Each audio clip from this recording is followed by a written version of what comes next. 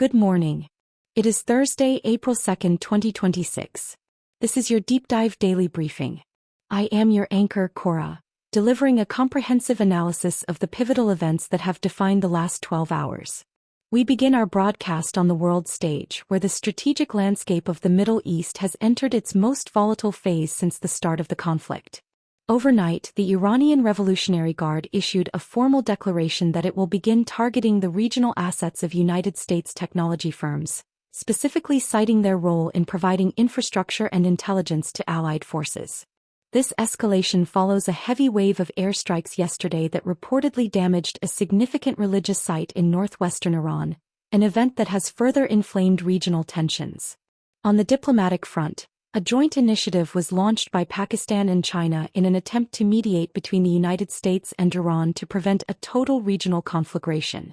Despite these efforts, the humanitarian crisis continues to expand, with the United Nations reporting that over 1.2 million people are now displaced in Lebanon alone, while hundreds of thousands of households across Iran have been forced to flee as the front lines of the conflict shift.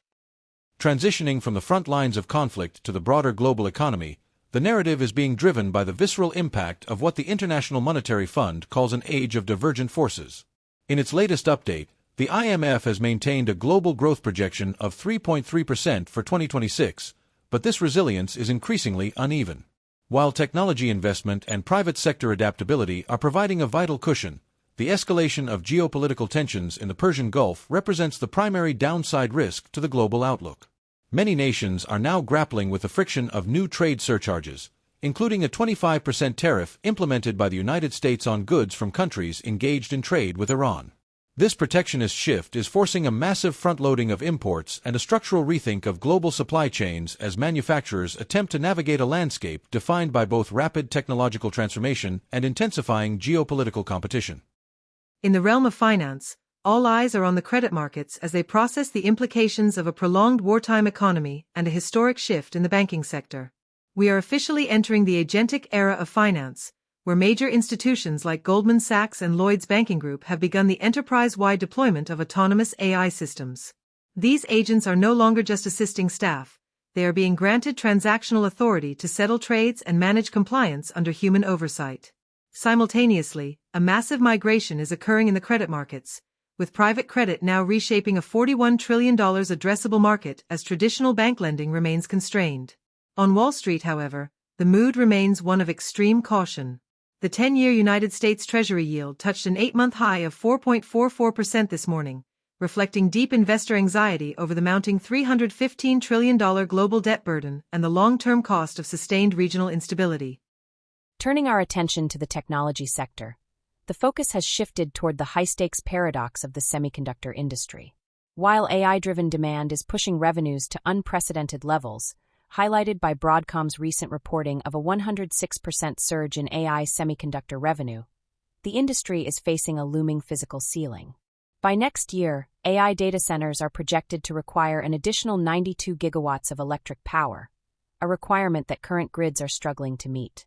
This energy bottleneck is forcing a radical restructuring of the sector, with firms like Broadcom and NVIDIA facing valuation compression as investors rotate out of high-valuation names amidst broader economic questions. Furthermore, the industry is bracing for projected 50% price spikes in essential components like memory, as severe shortages begin to redraw the global supply chain map in favor of localized production hubs in North America and Europe. Finally, we look at the logistics and supply chain networks that serve as the vital arteries of global commerce, which are currently undergoing a permanent structural rewiring.